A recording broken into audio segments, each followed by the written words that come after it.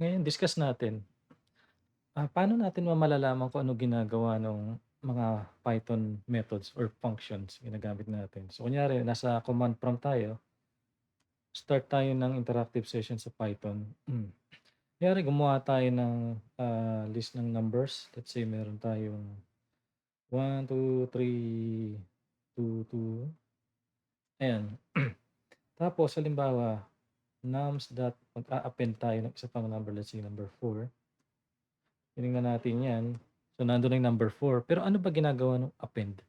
Kung gusto nating malaman ano ginagawa nung any function ni Python, meron siyang built-in na command na tinatawag na help, and then ipapasa mo lang sa kanya yung gusto mong tingnan ang purpose. So, halimbawa, nums.append, take note, wala itong open close parenthesis katulad nito.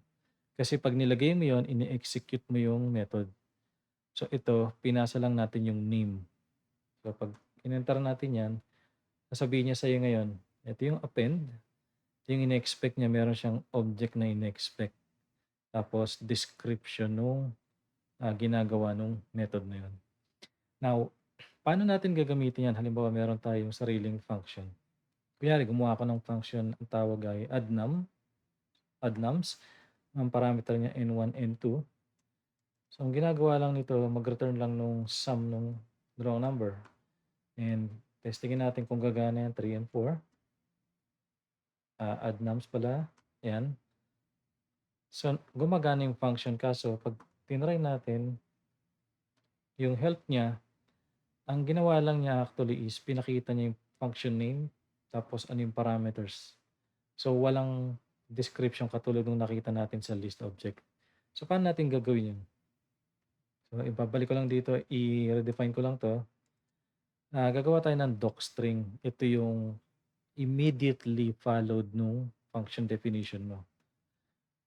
So, nasa loob ng tatlong double quote or single quote, pwede rin. Ilalagay mo ngayon diyan yung description ng function niyo. So, for example, puwede rin Tagalog 'to kahit na hindi English.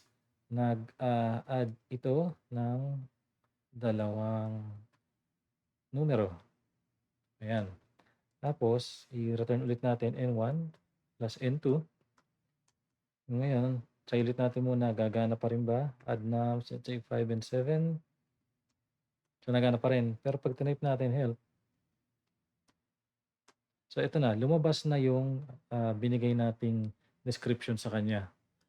So, magagamit niyo 'to sa mga projects niyo or meron lang gusto kayong i-research or i-debug.